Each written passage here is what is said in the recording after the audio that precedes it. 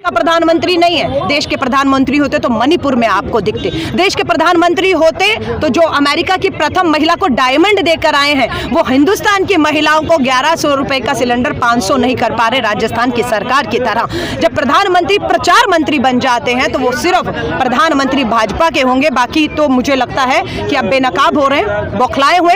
राहुल गांधी जी पर ये एक और हमला है और इस हमले का जवाब जो है वो सुप्रीम कोर्ट में हम लोग देंगे। पीएम मोदी के खिलाफ अगर कोई चेहरा है तो वो राहुल गांधी है, और उस राहुल गांधी जी के साथ जिसने भारत जोड़ो यात्रा निकाली।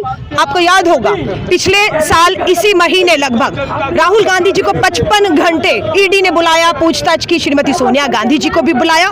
उसके बाद क्या हुआ, 55 घंटे की पूछताछ के बाद भारत जोड़ो यात्रा हुई, उसको भी 5 महीने के बाद आज खत्म हुए, 3 महीने हो गए। कहाँ ईडी? क्योंकि डर नहीं रहे राहुल गांधी। आप जितना मर्जी डरा लीजिए, और जिन्होंने भ्रष्टाचार किया है वो डर रहे हैं, वो भाजपा की गोद में बैठ रहे हैं। हमारा है कि उन्होंने भ्रष्टाचार किया, यारो प्रधानमंत्री जी आपने लगाए, जेल भेजिए, लेकिन भाजपा में उनको शामिल किया जा रहा है। ऐसा लगता है महाराष्ट्र में जिस तरीके से ईडी की आप बात कर रहे हैं, तो जिन लोगों पे ईडी के चार्ज थे वो सरकार में शामिल हो गए, उनके तमाम गुनाहों को माफ कर दिया गया। तो आपको लगता है कि जनता देख रही है? देश के प्रधानमंत्री जी ने आरोप लगाया कि अजीत पवार पर 72,000 करोड़ का, छगन भुजबल, प्रफुल्ल पटेल, नारायण राणे, ये सारे लोग भ्रष्ट थे। सब पे ईडी सीबीआई के शिकंजे कसे हुए हैं, मामला चल रहा है, पूछताछ हो रही थी, लेकिन सबको, इन सभी को भाजपा में शामिल कर लिया गया और सबकी फाइलें बंद कर दी गई। तो देश देख रहा है, जब वो भ्रष्ट प्रधानमंत्री जी मामले दर्ज हुए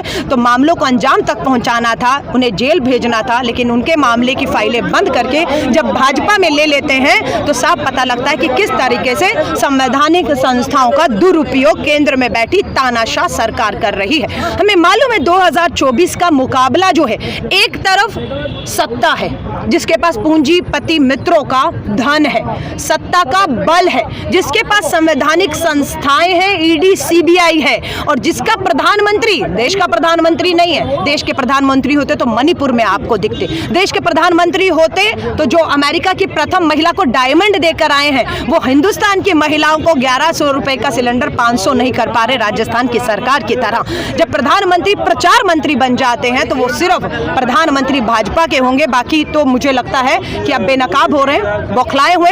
राहुल गांधी जी पर ये एक और हमला है और इस हमले का जवाब जो है वो सुप्रीम कोर्ट में हम लोग देंगे। कमी सरकार से हम लोगों को यही एक्सपेक्टेशन थी। हमें बिल्कुल भी उम्मीद नहीं थी कि जो फैसला है वो हमारे फेवर में आएगा, क्योंकि पिछले बीते दिनों में जिस तरह की इनकी हरकत, नापाक साजिशें ये लोग रच रहे हैं, ये जिस तरह की हरकतें ये लोग कर रहे हैं, उससे बिल्कुल भी कांग्रेसियों को ये उम्मीद नहीं थी कि हमारे साथ अच्छा होगा। हमें पहले से ही पता था कि नीच लोग हैं, किसी भी नीच तक, किसी भी हद तक ये लोग गिर सकते हैं। लेकिन क्या कोर्ट का फैसला है मैडम?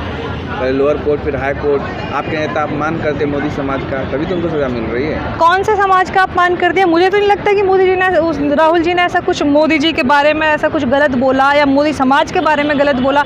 उन्होंने सिर्फ इतनी बात बोली कि मोदी जी चोरों का नाम क्यों नहीं लेते और सारे चोरों के नाम के पीछे मोदी क्यों लगता है। बस वो इतना ही कहना चाहते थे कि जितने भी लोगों ने नीरव मोदी है और भी लोग हैं, वो सारे लोगों का ताल्लुक गुजरात से क्यों है और मोदी जी उनकी मदद क्यों करते हैं। तो ऐसा क्या गलत बोल दिया राहुल जी ने? यानी आप समर्थन करती हैं राहुल गांधी? बिल्कुल। तो आप पे भी कार्रवाई हो सकती है? कांग्रेस के सिपाही है और राहुल गांधी जी ने हमें सिखाया है और वो खुद ये बोलते हैं दूसरे लोगों को, आम जनता को, अपने कार्यकर्ताओं को कि डरो मत। तो हम लोग इनसे डरने वाला, अगर हम डरते तो आज हम लोग यहाँ नहीं होते।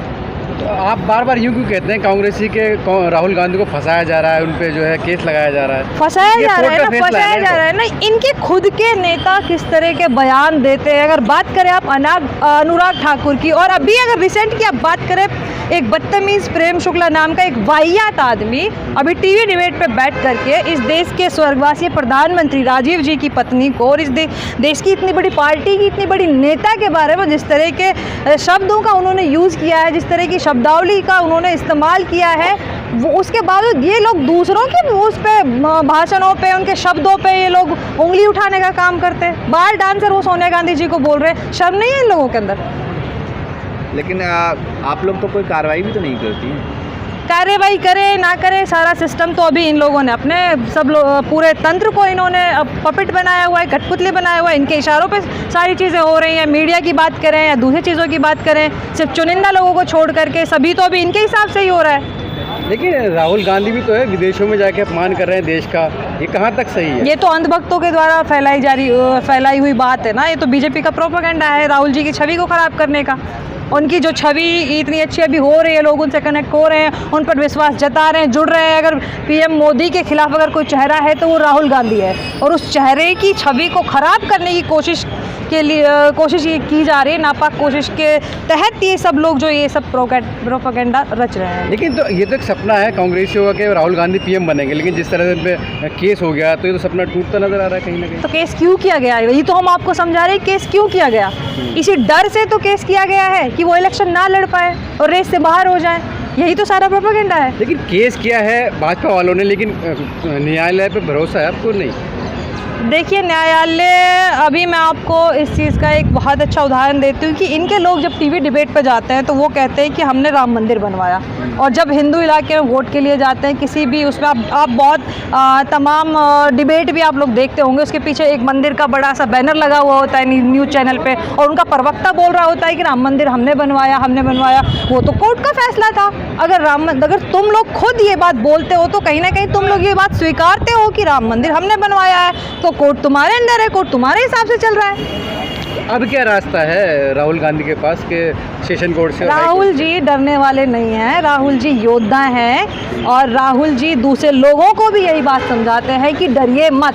राहुल जी को ये लोग नहीं रोक पाएंगे, उनका जो हिम्मत है उसको ये लोग नहीं तोड़ पाएंगे। राहुल जी इलेक्शन ना लड़ना, इलेक्शन लड़ना एक अलग चीज़ है। कांग्रेस पार्टी में और भी चेहरे हैं, लेकिन राहुल जी को लोग पीएम मोदी के खिलाफ अगर कोई प्रधानमंत्री पसंद करता है तो राहुल जी को पसंद करते हैं, और राहुल जी अभी इस चीज़ के लिए लड़ेंगे, जनता के बीच में जाएंगे, जनता के बीच में जाते रहेंगे, देखते हैं क्या होता है। अभी ये सब चीज़ें चलती रहेंगी राजनीति। कि मोदी जी डर गए, राहुल से बिल्कुल डर गए हैं। आप ये देखिए भैया, भारत जोड़ो के बाद से जो इमेज का गिराफ जो राहुल जी को लोग पसंद कर रहे हैं, जो एक गिराफ एकदम से बना है ना उनके मोदी जी के खिलाफ कोई चेहरा निकल के आ रहा है तो वो राहुल जी है। उसके बाद से भारत जोड़ो के बाद मोदी जी खुद उनकी नकल करने लग रहे हैं। जो इंसान पंजाब में थोड़ी देर क्या रुका, उनका काफिला पूरे मीडिया ने, गोदी मीडिया ने, भाजपा की IT सेल ने इतना हंगामा बर्पा कर दिया कि प्रधानमंत्री की जान को खतरा, ये वो, और अब वही इंसान राहुल गांधी जी की भारत जोड़ो यात्रा और जिस तरह से वो लोगों के बीच में जाते रहे, मणिपुर की बात करें या